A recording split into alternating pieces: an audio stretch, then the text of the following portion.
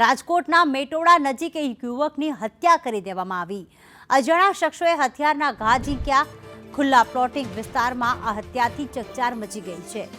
મૃતક દિલીપ ગોહિલ જે બોટાદનો રહેવાસી હતો। યુવકની હત્યા પાછળનું કારણ હજુ પણ અકબંધ। પોલીસે ફરિયાદ નોંધી તપાસ હાથ ધરી છે।